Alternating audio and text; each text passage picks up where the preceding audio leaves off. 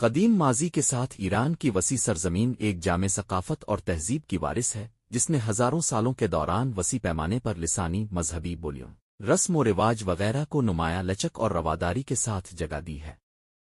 تاکہ ایران نسلی تنوع کے لحاظ سے دنیا کے 10 سر فہرست ممالک میں شامل ہے اور اس کی 50 زبانیں اور بولیاں اور 8 سرکاری نسلی گروہ ہیں، ان میں سے ہر ایک نسلی گروہ اپنی ثقافتی علامتوں میں فرق کے علاوہ دوسرے ایرانی نسلی گروہوں کے ساتھ بہت سی مماثلتیں ہیں۔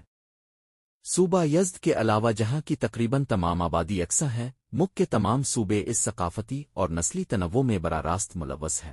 ایران کے 8 سرکاری نسلی گروہ بالترتیب فارسی، اذربائیجان، کرد، لور، گیلک اور مازنی، بلوچ، عرب اور ترکمان ہے۔ ایران جغرافیائی اعتبار سے بہت اہم ہے، قدرتی گیس، تیل اور قیمتی معدنیات اس کے دامن میں پوشیدہ ہے۔ رقبہ کے اعتبار سے دنیا میں 17 نمبر پر شمار کیا جاتا ہے۔ ایران دنیا کی قدیم ترین تہذیبوں میں سے ایک ہے۔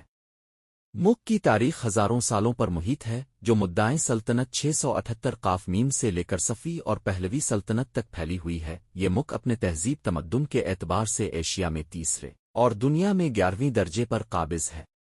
یورپ اور ایشیا کے وسط میں ہونے کے باعث اس کی تاریخی اہمیت ہے۔ ایران اقوام متحدہ غیر وابستہ ممالک کی تحریک، نام، اسلامی تعاون تنظیم OIC اور تیل برآمد کرنے والے ممالک کی تنظیم OPEC کا بانی رکن ہے۔